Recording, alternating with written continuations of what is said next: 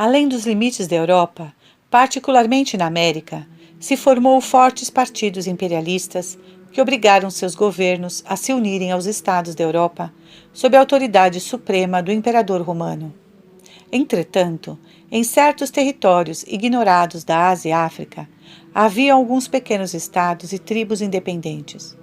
O imperador, com um pequeno, mas seleto exército, formado por soldados russos, alemães, poloneses e turcos, empreendeu uma marcha militar desde a Ásia Oriental até o Marrocos e, sem grande derramamento de sangue, submeteu a todos os estados que ainda não estavam sob seu mandato.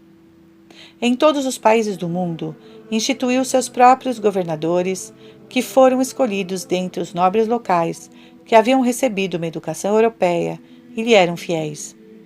Nos países pagãos, os povos, impressionados, proclamaram-no seu Deus Supremo. No período de 1 ano, se estabeleceu uma monarquia universal, no sentido mais próprio e exato da palavra. Os germens da guerra foram destruídos desde sua raiz. A Liga da Paz Universal se reuniu pela última vez e, dirigindo um entusiasmado elogio ao grande pacificador, se dissolveu por perder sua razão de ser. Iniciado o novo ano de seu reinado, o Imperador Universal publicou um segundo manifesto. Povos da terra, prometi-vos a paz e a tenho dado. Porém a paz é bela somente se há prosperidade. Quem em tempo de paz se vê ameaçado pela pobreza, não pode ser feliz em meio à paz. Portanto, venham agora a mim todos os que sofrem de fome e frio, e eu vos darei comida e calor. Depois anunciou um simples, porém extenso, programa de reforma social, já indicado anteriormente em seu livro, o qual, com efeito, cativou aos espíritos mais nobres e sensatos. Agora que todos os recursos financeiros do mundo e extensas propriedades de terra estavam em suas mãos, o imperador se encontrava capaz de levar a cabo esta reforma e satisfazer os desejos dos pobres sem causar dano aos ricos. Segundo este plano, cada um receberia de acordo com suas capacidades e cada capacidade seria distribuída conforme o próprio trabalho e seus resultados. O novo Senhor do mundo era, antes de tudo, um filantropo cheio de compaixão, e não somente um amigo dos homens, mas também dos animais. Ele mesmo era vegetariano. Proibiu a vivissecção e submeteu os matadouros a uma severa vigilância. Favoreceu amplamente as sociedades protetoras dos animais. O mais importante, além destes detalhes, foi o firme estabelecimento da mais fundamental forma de igualdade para toda a humanidade, a igualdade da sociedade universal. Isso se realizou no segundo ano de seu reinado. Os problemas sociais e econômicos foram resolvidos de uma vez para sempre. Entretanto, se o alimento é de primeira necessidade para os famintos, aqueles que estão saciados demandam algo mais. Até os animais saciados, usualmente, não só querem dormir, senão também se divertir. Tanto mais a humanidade, que sempre post panem exige circenses. O imperador super-homem compreendia aquilo que as massas necessitavam. Naquele tempo, chegou a Roma, do Oriente mais distante, um grande mago cercado de um halo de estranhos acontecimentos e fabulosos relatos.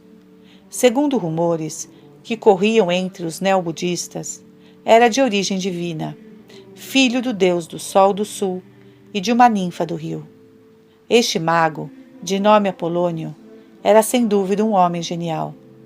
Por ser de procedência semi-asiática e semi-europeia, bispo católico, in partibus infidelium, combinava em sua pessoa, de um modo impressionante, o domínio dos últimos descobrimentos e aplicações técnicas da ciência ocidental, com um conhecimento tanto teórico quanto prático do misticismo tradicional oriental.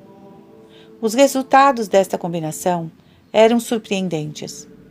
O mago possuía, entre outras coisas, a meio científica e meio mágica arte de atrair e dirigir, à vontade, a eletricidade atmosférica, tanto que as pessoas diziam que lhe ordenava baixar fogo do céu. Ademais, embora impressionasse a imaginação das multidões, como inauditos e diversos prodígios, se absteve por algum tempo de abusar do próprio poder para fins egoístas. E assim este homem se apresentou ao grande imperador. Ofereceu-lhe sua arte e seus serviços e o venerou como ao verdadeiro Filho de Deus, anunciando que nos secretos livros do Oriente havia encontrado profecias relacionadas diretamente a ele, revelando-o como o último salvador e juiz da terra. O imperador, fascinado, recebeu-o como um dom do céu. Concedeu-lhes esplêndidos títulos e o manteve em sua constante companhia. Os povos da terra, havendo obtido de seu Senhor os benefícios da paz universal e alimento em abundância para todos, tiveram também a possibilidade de usufruir dos mais inesperados milagres e sinais extraordinários. Terminava assim o 3º ano do reinado do super-homem. Depois de resolver felizmente os problemas políticos e sociais, enfrentava agora o tema religioso. O imperador mesmo apresentou ao assunto, sobretudo com relação ao cristianismo, que então se encontrava diminuído. Era consciente de que não restavam mais do que 45 milhões de cristãos. Entretanto, sob o aspecto moral, havia se tornado mais consistente, tendo alcançado um elevado nível, ganhando em qualidade o que havia perdido em quantidade. As pessoas que não estivessem unidas ao cristianismo por algum laço espiritual não seriam contadas entre os cristãos. As diversas denominações haviam perdido membros quase na mesma proporção, de modo que a relação numérica entre elas era aproximadamente a mesma que antes. Por outro lado, com respeito às suas relações recíprocas, ainda que não tivesse havido uma completa reconciliação, a hostilidade entre elas havia diminuído consideravelmente e as diferenças haviam perdido sua aspereza inicial. O papado, desde tempos anteriores, havia sido exilado de Roma e, após longas peregrinações, achou refúgio em Petersburg, sob a condição de abster-se de fazer propaganda, tanto aí como no resto do país. Na Rússia, o papado assumiu uma forma mais simples.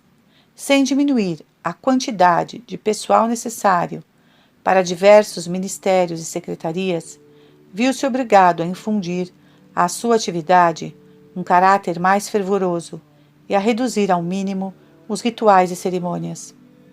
Diversos costumes curiosos e estranhos, embora não estivessem sido abolidos formalmente, caíram em desuso. Em todos os demais países, especialmente na América do Norte, a hierarquia católica contava ainda com vários representantes de posição independente, vontade tenaz e energia infatigável que mantiveram unida a Igreja Católica, preservando assim seu caráter internacional e cosmopolita. Os protestantes, com a Alemanha à frente, especialmente depois da união de uma considerável parte da Igreja Anglicana com a Católica, se liberaram de suas tendências mais radicais e seus mais ferrenhos defensores caíram na indiferença religiosa e na incredulidade declaradas. Somente na Igreja Evangélica permaneceram crentes sinceros. Dirigida por pessoas com uma ampla erudição e com uma profunda fé religiosa, inclinava-se cada vez mais a converter-se na imagem viva do antigo cristianismo. Quando os eventos políticos alteraram sua posição oficial, a Igreja Ortodoxa Russa perdeu milhões de seus falsos e nominais membros. No entanto, teve a felicidade de se unir com a melhor parte dos antigos crentes e até com muitos dos mais religiosos sectários. Essa igreja renovada, embora não crescesse numericamente, cresceu em força espiritual, manifestada particularmente em sua luta com numerosas seitas extremistas que, impregnadas de um demoníaco e satânico poder, se multiplicavam na sociedade. Durante os 2 primeiros anos do novo reinado, todos os cristãos, atemorizados e fatigados pela série de revoluções e guerras precedentes, tiveram uma atitude de decidida simpatia e entusiasmo frente ao imperador e suas pacíficas reformas. Porém, ao terceiro ano, quando apareceu o grande mago, muitos dos ortodoxos, católicos e evangélicos começaram a sentir-se seriamente insatisfeitos e inquietos, desaprovando todas suas ações e vendo-o com antipatia. Os textos evangélicos e apostólicos, que falam sobre o príncipe deste mundo e o anticristo, foram lidos com maior atenção e suscitaram comentários. Por alguns indícios, o imperador suspeitou que se aproximava uma grande tormenta e decidiu resolver esta situação de imediato. No início do 4º ano de seu reinado, dirigiu um manifesto aos fiéis cristãos de toda a confissão, convidando-os a escolher ou nomear representantes plenipotenciários para um concílio ecumênico sob sua liderança. Nesse tempo, o imperador havia transferido sua residência de Roma a Jerusalém. A Palestina era então um estado autônomo, povoado e governado principalmente por judeus. Jerusalém passou de cidade livre a cidade imperial. Os lugares santos dos cristãos permaneceram intactos, porém sobre a vasta esplanada de Jahan es-Sherif, estendida desde Birket Israim, e as barracas, por um lado, até a mesquita El-Aqsa, e os estábulos de Salomão por outro. Se ergueu um enorme edifício que incorporava, além das 2 pequenas e antigas mesquitas, um vasto templo imperial destinado à união de todos os cultos, e 2 luxuosos palácios imperiais, com bibliotecas, museus e lugares especiais para experimentos e práticas mágicas. Neste meio tempo e meio palácio, se levaria a cabo a abertura do Concílio Ecumênico, em 14 de setembro. Uma vez que a Igreja Evangélica não tinha hierarquia, no sentido estrito da palavra, as hierarquias católicas e ortodoxa, em conformidade com o desejo expresso do imperador, decidiriam admitir no conselho a um certo número de leigos reconhecidos por sua piedade e sua devoção pelos interesses da Igreja, proporcionando assim uma certa homogeneidade na representação das diversas partes da cristandade. Já que os leigos foram admitidos, não seria permitido excluir o baixo clero, regular ou secular, de tal modo que o número total de membros assistentes ao concílio excedeu os 3.000, e cerca de 500.000 de peregrinos cristãos invadiram Jerusalém e toda a Palestina. Entre os membros do concílio, 3 pessoas se sobressaíram particularmente. Em primeiro lugar, o Papa Pedro II, que era por direito a cabeça dos católicos. Seu predecessor morreu a caminho do concílio. O conclave teve lugar em Damasco, onde unanimemente foi elegido o cardeal Simão Barionini, que tomou o nome de Pedro. Provinha de uma humilde família da província de Nápoles. Foi altamente reconhecido como pregador de uma ordem chamada Carmelita, havendo obtido grande êxito na luta contra uma seita satânica que estava se expandindo em Petersburgo e arredores, seduzindo não somente os ortodoxos, mas também os católicos. Foi eleito a ser bispo de Mogoliev e depois cardeal predestinado a levar a tiara. Tinha 65 anos, era de estatura mediana e constituição robusta, rosto rosado, nariz aquilino e sobrancelhas finas. Possuía um temperamento caloroso e decidido, e falava com fervor e gestos expressivos com os quais sabia cativar seu auditório. O novo Papa desconfiava do imperador e mostrava antipatia para com o Senhor Universal, particularmente depois da morte do pontífice anterior, o qual, cedendo à insistência do imperador, nomeou cardeal ao chanceler imperial e grande mago universal, o exótico bispo Apolônio, que Pedro considerava como um católico duvidoso e certamente um homem fraudulento. O verdadeiro líder dos ortodoxos, embora não oficialmente, era o Starets João, muito conhecido entre o povo russo. Apesar de oficialmente ser um bispo aposentado, não vivia em um monastério e viajava continuamente. Ouviam-se muitas histórias legendárias sobre ele. Alguns pensavam que era Fyodor Kuzmich ressuscitado, quer dizer, o imperador Alexandre I, que havia nascido 3 séculos antes. Outros, com maior audácia, garantiam que se tratava do verdadeiro Staret João, quer dizer, o apóstolo João, o teólogo, que não havia morrido e que agora aparecia abertamente nos últimos tempos. Ele, por sua parte, não comentava nada sobre sua origem e sua juventude. Estava já velho, porém robusto, de barba e cabelos brancos, coloridos com um tom amarelado e até esverdeado. Era alto e delgado, tinha a face cheia e rosada, olhos vivos e uma expressão terna e bondosa em seu rosto e em suas palavras. Usualmente vestia túnica e manto brancos. A cargo da delegação evangélica do concílio estava um douto teólogo alemão, o professor Ernest Pauli. Era um ancião magro e de estatura mediana, com ampla fronte, nariz fino e uma face lisa e barbeada. Seus olhos brilhavam, com um olhar feroz e às vezes bondoso.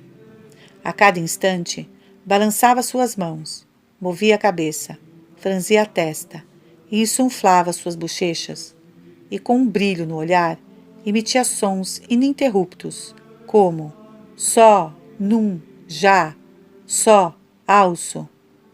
Vestia somente gravata branca e um longo traje decorado com as insígnias de sua ordem. A abertura do concílio foi imponente. 2/3 do enorme templo, dedicado à unificação de todos os cultos, foram ocupados por cadeiras e assentos para os delegados do concílio. A terça parte restante foi ocupada por um alto palco, onde foi colocado o trono do imperador e outro um pouco mais baixo destinado ao mago, cardeal e chanceler do império. E atrás dele se dispuseram fileiras de assentos para os ministros, dignitários e chefes de estado. Nas laterais se encontravam longas fileiras de assentos com finalidade desconhecida. Nas tribunas situavam-se várias orquestras, enquanto na praça contígua se instalaram 2 regimentos de guardas e uma bateria para salvas de tiros. Quando o imperador ingressou, acompanhado do grande mago e seu séquito, as orquestras começaram a entoar a Marcha da Unificação da Humanidade, a qual servia de hino imperial internacional. Todos os membros do concílio se puseram de pé e, agitando seus chapéus, gritaram 3 vezes a viva voz: Vivat! Hurra! Hoc!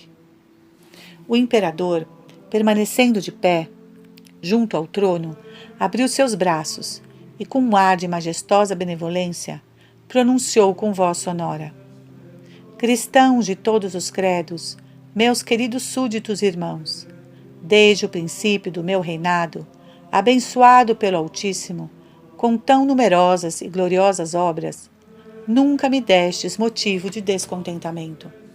Tendes cumprido o vosso dever com fé e consciência. Porém, para mim, isso não é suficiente. Meu sincero amor por vós, irmãos amadíssimos, deseja ser correspondido. Gostaria que, por um sentimento de amor cordial, mas que por sentido de dever, me reconheçais como vosso chefe em cada empresa desenvolvida para o bem da humanidade.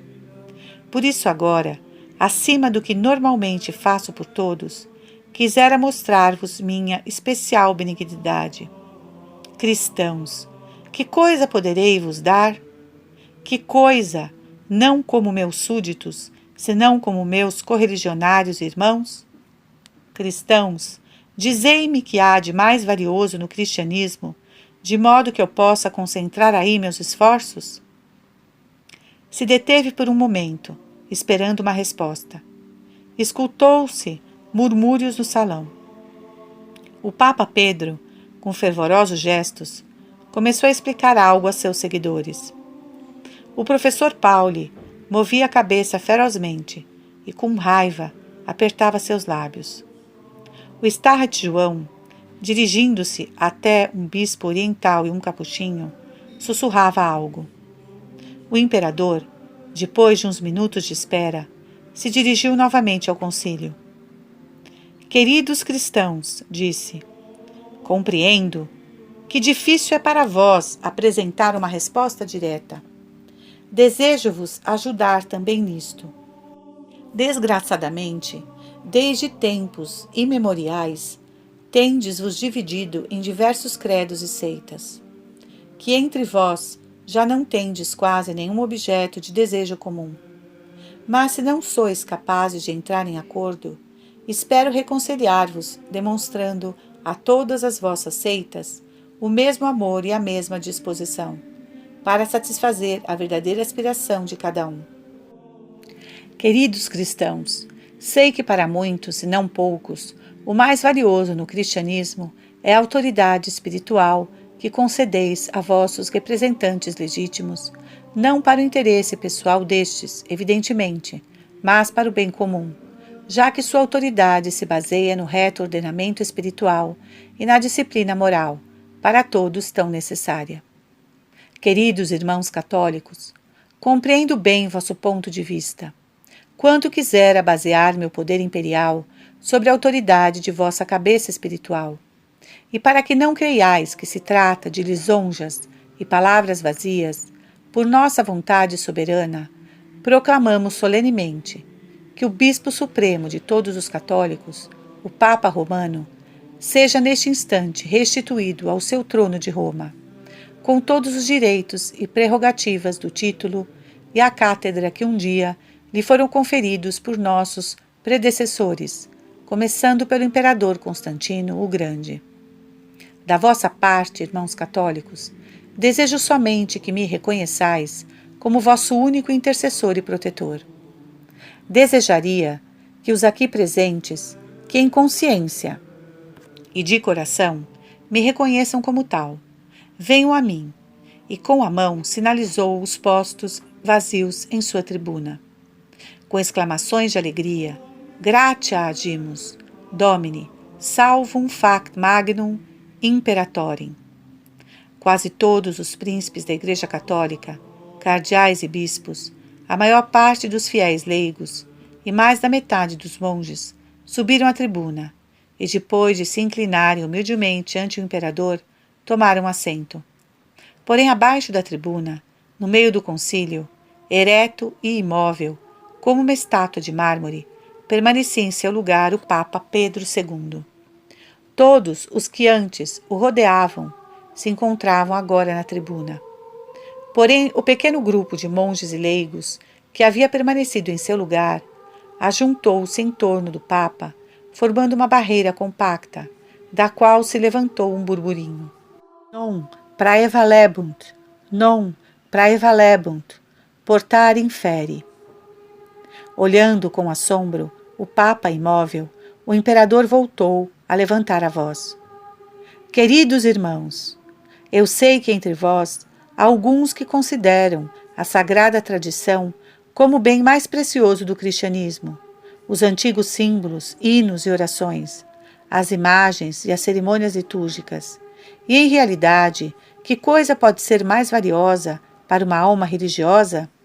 Sabeis, meus prediletos, que hoje firmei o estatuto e destineis valiosas somas de dinheiro para o estabelecimento do Museu Universal de Arqueologia Cristã em vossa gloriosa cidade imperial de Constantinopla, para recolher, estudar e preservar todos os monumentos da antiguidade, sobretudo orientais, e vos peço, para eleger amanhã entre vós, uma comissão para estudar comigo as medidas a serem tomadas, para que desta maneira a vida moderna, a moral e os costumes sejam organizados, tão logo seja possível, segundo as tradições e as instituições da Santa Igreja Ortodoxa. Meus irmãos ortodoxos, aqueles que aderirem à minha vontade e que, em consciência, possam chamar-me seu verdadeiro líder e senhor, venham aqui ao meu lado. e grande parte da hierarquia do Oriente e Norte, a metade dos antigos crentes e mais da metade dos sacerdotes, monges e leigos ortodoxos, subiram à tribuna com gritos de júbilo, observando de soslaio aos católicos que estavam sentados orgulhosamente. Porém, o Starretts João permaneceu imóvel e suspirou profundamente. E quando a gente se foi dispersando em torno dele, abandonou seu lugar dirigindo-se ao Papa Pedro e seu grupo. Os ortodoxos, que permaneceram sem subir à tribuna, o seguiram. O imperador tomou de novo a palavra. Meus queridos cristãos, sei também que entre vós existem alguns para quem o mais precioso no cristianismo é a convicção pessoal sobre a verdade e a livre investigação a respeito das Escrituras.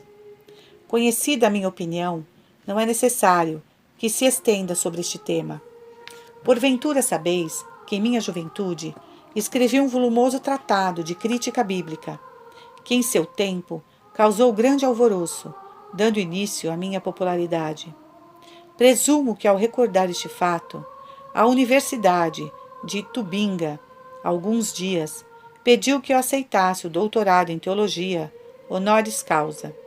Respondi que o aceitava com prazer e gratidão.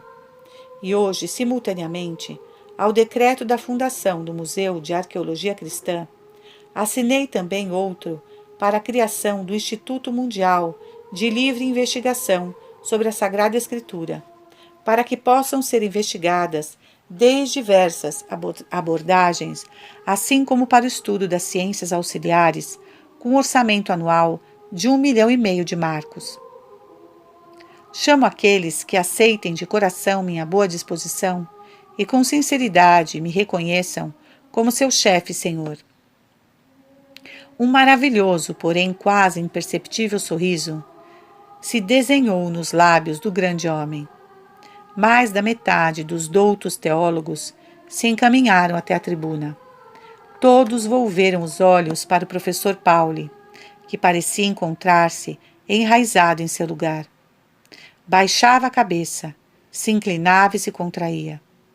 Os sábios teólogos, que haviam subido à tribuna, permaneciam confusos. Repentinamente, um deles baixou o braço em sinal de renúncia. Saltou diretamente junto aos degraus e, mancando, alcançou o professor Pauli e a minoria que havia permanecido com ele. Pauli ergueu a cabeça. Levantou-se, num movimento indeciso, passou perto dos lugares vazios e, acompanhado de seus fiéis correligionários, foi sentar-se perto de Starretts João e do Papa Pedro, com seus respectivos grupos. A grande maioria dos membros do concílio se encontrava na plataforma, formada pela maior parte da hierarquia oriental e ocidental.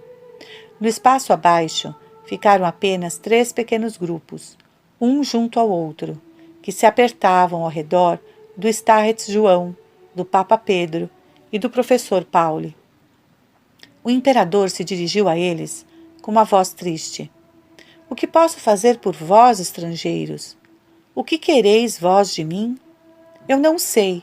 Dizei vós, cristãos, abandonados pela maioria de vossos irmãos e chefes, abandonados pelo sentimento popular, o que é para vós mais valioso no cristianismo? Diante disto, o Starretts João se levantou, como uma chama branca, e respondeu pausadamente: Grande imperador, para nós, o mais precioso no cristianismo é Cristo mesmo, Ele mesmo, já que tudo vem dele, porque sabemos que no Verbo encarnado habita toda a plenitude da divindade. Meu Senhor, nós estaríamos prontos para receber qualquer presente vosso, se reconhecêssemos que vossa generosidade provém das benditas mãos de Cristo. Nossa resposta clara à sua pergunta sobre o que podeis fazer por nós é esta: confessa agora e diante de nós que Jesus Cristo é o Filho de Deus, que se fez carne, que ressuscitou dentre os mortos e regressará novamente. Confessa seu nome e nós o receberemos com amor, como precursor de sua segunda vinda gloriosa. O Starretz concluiu suas palavras e fixou seus olhos no rosto do imperador. Uma terrível mudança se produziu nele. Algo demoníaco o estremeceu, como naquela noite fatal, perdendo imediatamente o domínio interior. Concentrou todos os seus pensamentos para não perder o próprio controle e não se revelar antes do tempo. Realizou um esforço sobre-humano para não se lançar com fúria sobre Starretz João e mordê-lo com os dentes. Prontamente escutou uma voz familiar. Mantenha-se tranquilo e não temas nada. Silêncio. Enquanto Starretz João continuava falando, o grande mago, envolto num amplo manto de 3 cores, que cobria a púrpura cardinalícia, parecia manipular algo secretamente. Seus olhos fixos brilhavam e seus lábios se moviam levemente. Através das janelas abertas do templo, se divisava uma imensa nuvem negra, que começava a cobrir o céu. Imediatamente reinou a escuridão. O Starretz João, atônito e assustado, olhava fixamente para o silencioso imperador. Subitamente, retrocedeu aterrorizado e, com voz trêmula e entrecortada, gritou aos seus: Filhinhos, é o Anticristo! Se escutou o ruído de um potente trovão e, ao mesmo tempo, uma enorme bola de fogo iluminou o templo e investiu contra o Starretz. Por um segundo, todos ficaram estupefatos e paralisados, e quando os cristãos, ensurdecidos, volveram a si, o Starretz João jazia morto. O imperador, pálido, porém sereno, se dirigiu à Assembleia. Tendes visto o juízo de Deus? Nunca me servi da morte para vingar-me, porém meu pai usou deste meio em favor de seu filho predileto. O caso está encerrado. Quem ousaria opor-se ao Todo-Poderoso? Secretários, escrevam. O Concílio Ecumênico dos Cristãos viu cair fogo do céu para demolir o absurdo opositor da Divina Majestade. Unanimemente reconhece o grande imperador de Roma e do mundo como seu supremo guia e chefe. Repentinamente, ressoou uma voz potente e, com grande claridade, se estendeu por todo o templo. Contradicitur! O Papa Pedro II, com o rosto aceso e tremo de cólera, ergueu seu báculo contra o imperador, dizendo: Nosso único Senhor é Jesus Cristo, o Filho de Deus vivo. E quanto a quem és tu, acabas de ouvi-lo. Aparta-te nós, ó Caim fraticida. Aparta-te já, vaso diabólico. Pela autoridade de Cristo, eu, o servo do servo de Cristo, para sempre te expulso de nosso rebanho. E como um cão vil, te envio a teu pai, Satanás. Anátema, anátema, anátema. Enquanto o Papa dizia estas palavras, o grande mago se movia, sem descanso, sob seu manto. Retumbou um trovão mais intrépido que o último anátema, e o último Papa caiu por terra, sem vida. Assim morrem todos seus inimigos, pelo braço de meu pai, exclamou o imperador. Pereante, pereante! Gritaram com voz trêmula os príncipes da igreja.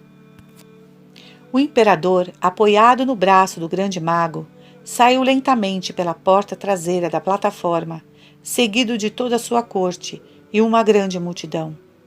Na sala jaziam os 2 cadáveres e permaneciam uns poucos cristãos trêmulos de medo. O único que não perdeu o controle de si mesmo foi o professor Pauli. O pânico generalizado pareceu enaltecer nele todas as qualidades de seu espírito. Inclusive sua aparência mudou, assumindo um ar majestoso e inspirado. Com passo decidido, subiu à tribuna e se sentou sobre um dos assentos, anteriormente ocupado por algum oficial de Estado, e começou a escrever em uma folha de papel.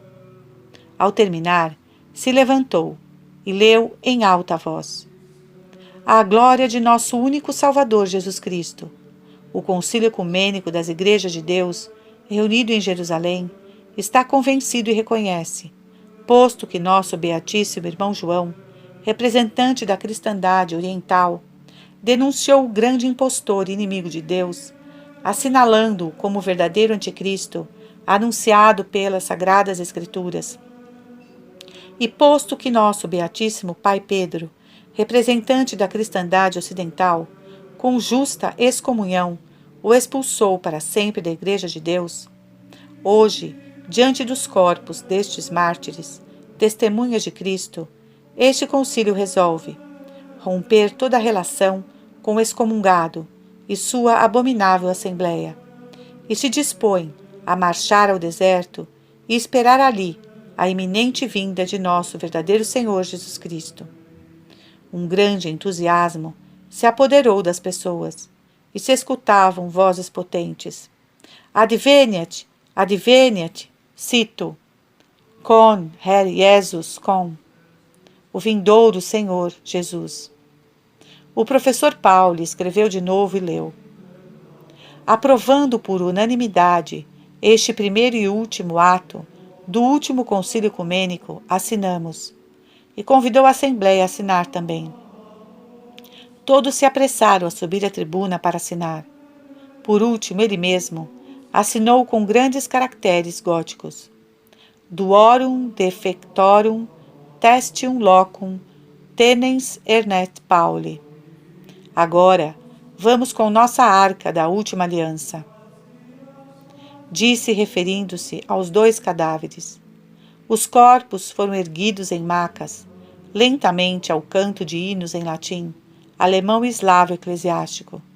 Os cristãos se encaminharam para a porta de Jahan esh-Sherif. Nesse lugar, o cortejo foi detido por um dos oficiais do imperador, acompanhado por uma patrulha da guarda imperial. Os soldados se alinharam junto à porte enquanto o oficial leu o seguinte: por ordem de Sua Divina Majestade, para instruir ao povo cristão e para protegê-lo contra homens mal-intencionados que fomentam discórdias e escândalos, vemos como necessário dispor que os corpos dos 2 agitadores, assassinados pelo fogo divino, sejam expostos em público na Rua dos Cristãos, Haret em Nazara, perto da entrada do templo principal desta religião, chamado Templo do Sepulcro ou Templo da Ressurreição, para que assim todos possam persuadir-se da verdade de sua morte. Seus seguidores obstinados, que com malícia rechaçam todos os nossos benefícios e insensatamente fecham os olhos aos patentes sinais de Deus, ficam liberados da merecida morte por meio do fogo do céu, graças à nossa misericórdia e à nossa intercessão perante nosso Pai Celestial, que recebam completa liberdade, com a única proibição, pelo bem comum, de viver nas cidades ou outros lugares habitados, a fim de que não turbem ou seduzam, com suas malvadas invenções, a gente simples e inocente. Ao terminar de ler, 8 soldados, ao sinal do oficial, se aproximaram das macas e ergueram os corpos. Sim, façamos como está escrito, disse o professor Pauli, e em silêncio os cristãos entregaram as macas aos soldados, os quais as elevaram, cruzando a porta noroeste. Os cristãos, por outro lado, saíram pela porta nordeste e rapidamente deixaram a cidade, passando junto ao Monte das Oliveiras, em direção a Jericó, pelo caminho já liberado da multidão pelos guardas e por 2 regimentos de cavalaria. Decidiram esperar alguns dias sobre as colinas desertas vizinhas a Jericó. Na manhã seguinte, de Israel, vieram cristãos conhecidos e contaram o sucedido em Sião. Depois do banquete da corte, todos os membros do concílio foram convidados à grande sala do trono, próxima ao lugar onde supostamente se achava o trono de Salomão. O imperador, voltando-se à hierarquia católica, disse que o bem da igreja requeria que eles elegessem imediatamente um digno sucessor do apóstolo Pedro, que, dadas as circunstâncias, a eleição deveria ser sumária, que a presença do imperador com o chefe representante de todo o mundo cristão, supriria amplamente as omissões no ritual. E que, em nome de todos os cristãos, sugeria ao Sacro Colégio nomear ao seu bem-amado amigo o irmão Apolônio, de modo que os íntimos laços que o ligavam a ele facilitariam a união firme e indissolúvel entre a Igreja e o Estado, para benefício de ambos. O Sacro Colégio se retirou para o conclave, em um recinto especial, e depois de 1h30, regressou com o novo Papa Apolônio. Enquanto a eleição tinha lugar, o imperador tentava persuadir, com palavras gentis, sagazes e eloquentes, os delegados dos ortodoxos e dos evangélicos, para colocar fim às suas velhas divergências, considerando a nova grande era que estava se abrindo na história da cristandade. Deu sua palavra de honra, assegurando que Apolônio haveria de dar um fim para sempre aos abusos históricos do poder papal. Os delegados dos protestantes e ortodoxos, persuadidos pelas palavras do imperador, redigiram uma ata de união das igrejas e, quando entre aclamações jubilosas, Apolônio apareceu sobre a tribuna com os cardeais, um arcebispo grego e um pastor evangélico, lhe apresentaram o pacto de união, Accipio et approbo et letificatur cor meum, disse Apolônio, assinando o documento. Sou um ortodoxo e um verdadeiro evangélico, como sou também um autêntico católico, acrescentou, intercambiando beijos amistosos com o grego e o alemão. Logo, se acercou ao imperador, o qual o estreitou por alguns minutos entre seus braços. Enquanto isso, línguas de fogo esvoaçavam em todas as direções, pelo templo e o palácio. Se fizeram maiores e se transformaram em estranhos seres luminosos. Flores nunca antes vistas na terra caíam do alto, preenchendo o ar de um perfume desconhecido. Sons sedutores, nunca antes escutados, que tocavam as profundidades da alma, fluíam do alto, provenientes de instrumentos musicais desconhecidos até agora. Enquanto vozes angelicais de cantores, invisíveis, glorificavam ao nosso Senhor do céu e da terra. Entretanto, se ouviu um espantoso estrondo subterrâneo no canto noroeste do palácio, sob o Kubet el-Aruaj, isto é, a cúpula das almas, onde se encontrava, segundo a tradição muçulmana, a entrada do inferno. Ao convite do imperador, a assembleia se moveu naquela direção e todos puderam escutar claramente inumeráveis vozes, estridentes e penetrantes, meio infantis, meio diabólicas, que gritavam com força: Chegou o tempo, liberta-nos! Porém, quando Apolônio, de joelhos sobre o chão, gritou em uma língua desconhecida para os que estavam embaixo da terra, as vozes se calaram e o estrépito cessou. Enquanto tudo isso acontecia, uma imensa multidão do povo, vindo de todas as direções, rodeou Jahan esh-Sherif. Ao anoitecer, o imperador, juntamente com o novo papa, apareceram na escada oriental, suscitando uma tormenta de entusiasmo. O primeiro saudou, inclinando-se graciosamente para todas as direções, enquanto Apolônio, de uns cestos trazidos pelos cardeais e diáconos, tomava e lançava ao ar esplêndidas luzes de bengala, rojões e fontes de fogo, que se incendiavam ao serem tocadas pelas suas mãos, brilhando como pérolas fosforescentes e cintilavam como cores de arco-íris. Ao contato com o solo, se transformavam em folhas de papel de cores variadas, com indulgências plenárias incondicionais para todos os pecados passados, presentes e futuros. O entusiasmo popular ultrapassou todo o limite. É certo que alguns disseram ter visto com seus próprios olhos as indulgências transformarem-se em sapos e serpentes, porém a grandíssima maioria estava entusiasmada. As festividades públicas continuaram por alguns dias, e o novo Papa realizava grandes prodígios, tão maravilhosos e incríveis, que seria inútil enumerá-los. Durante esse tempo, nas colinas desertas de Jericó, os cristãos se consagraram a jejuns e orações.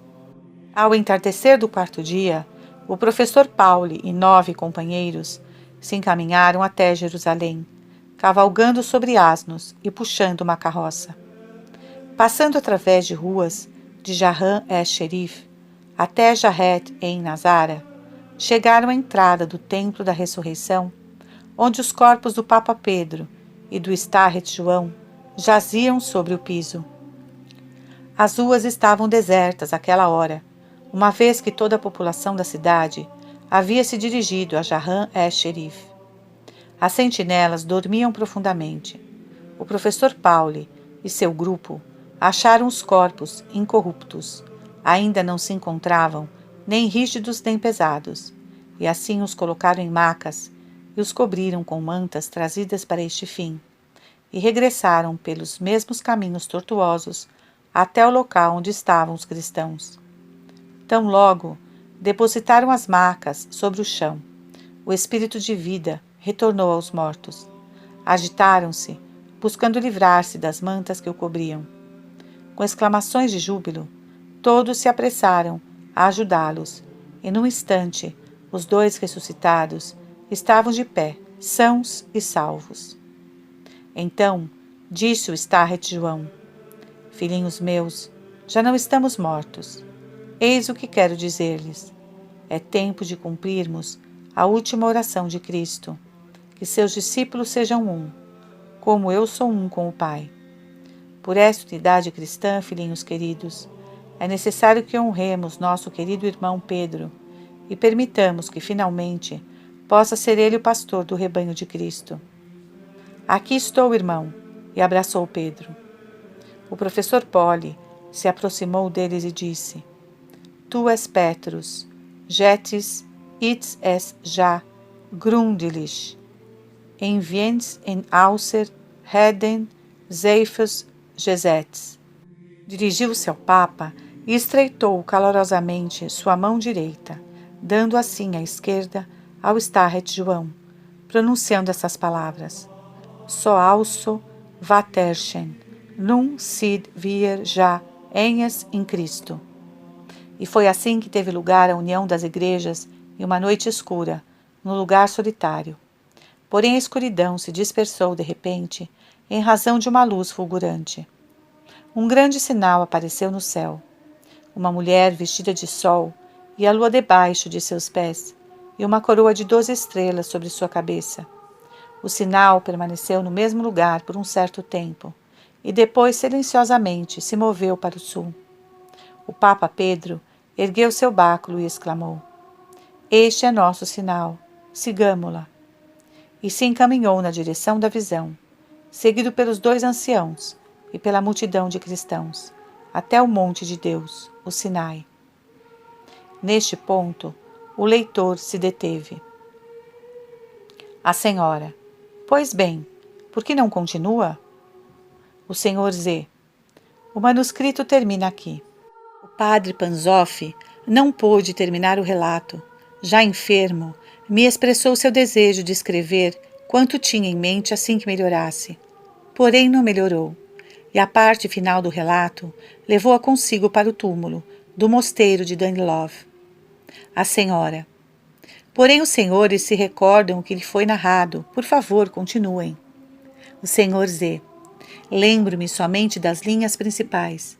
Depois que os líderes espirituais e representantes da cristandade se refugiaram no deserto da Arábia, onde multidões de crentes fiéis à verdade e provenientes de todas as partes do mundo haviam se reunido, o novo Papa Polônio, com seus milagres e prodígios, foi capaz de corromper facilmente a todos os cristãos superficiais que não haviam perdido ainda a confiança no Anticristo.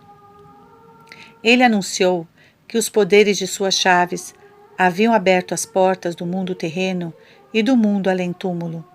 A comunicação entre vivos e mortos, e também entre homens e demônios, tornou-se parte da vida cotidiana. E começaram a aparecer novas e surpreendentes formas de fornicação mística e idolátrica.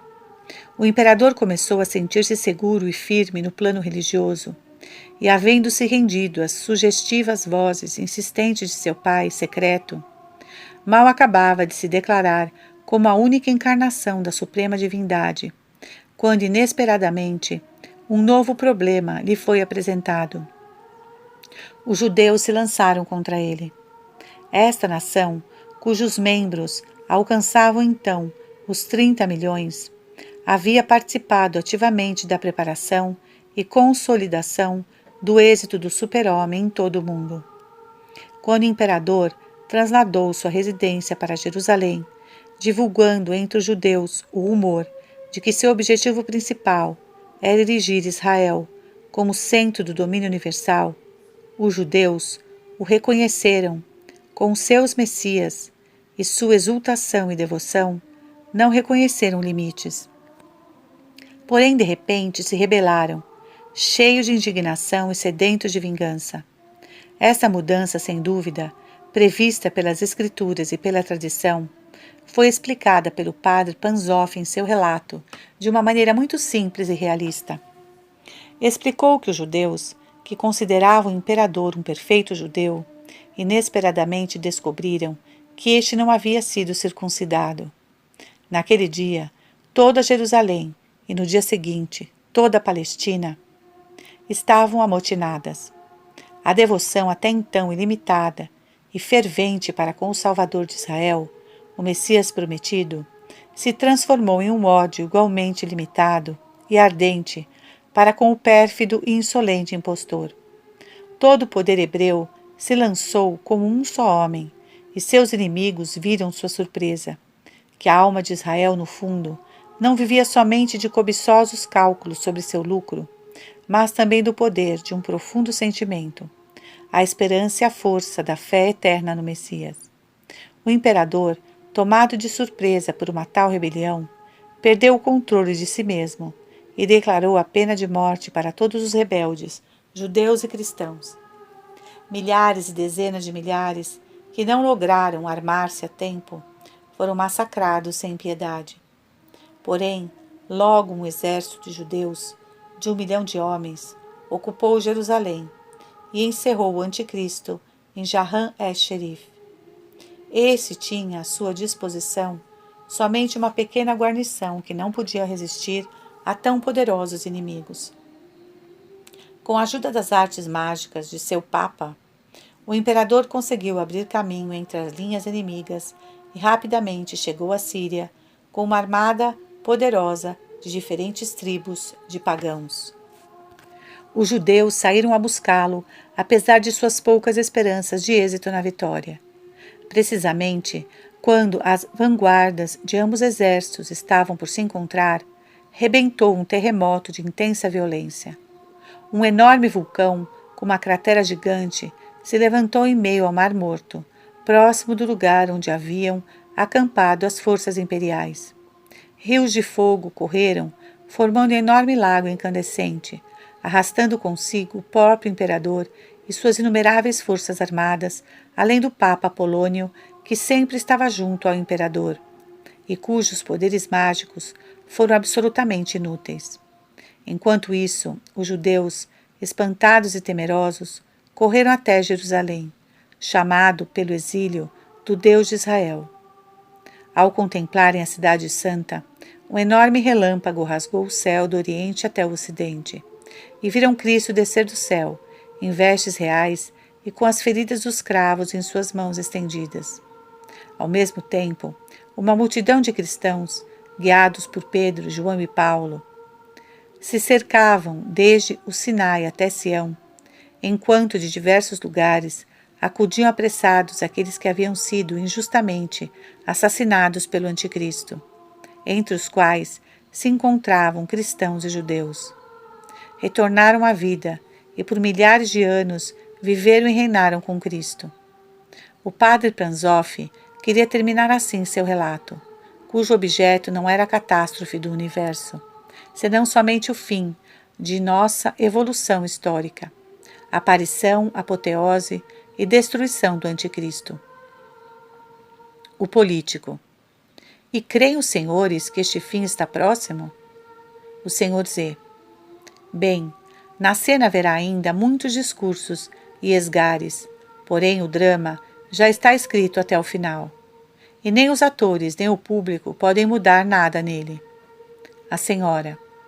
Porém, qual é o significado deste drama? Tampouco entendo por que seu anticristo pode odiar tanto a Deus, se ele mesmo não é mau em essência, mas bom. O Senhor Z. Esse é o ponto.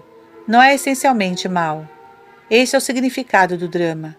Retiro minhas palavras precedentes, que o anticristo não pode ser explicado somente por provérbios.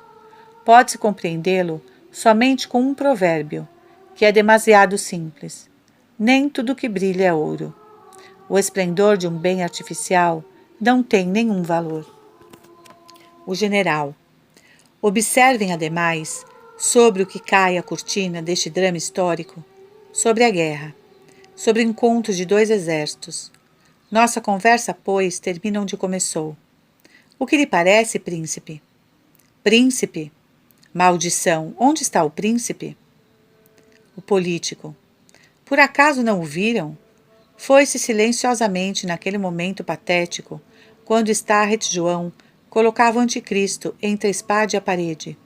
Eu não quis interromper então a leitura, e mais tarde o esqueci. O general. Meu Deus! Escapou.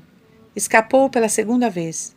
Soube controlar-se por um instante, porém não resiste por muito tempo. Oh, meu Deus!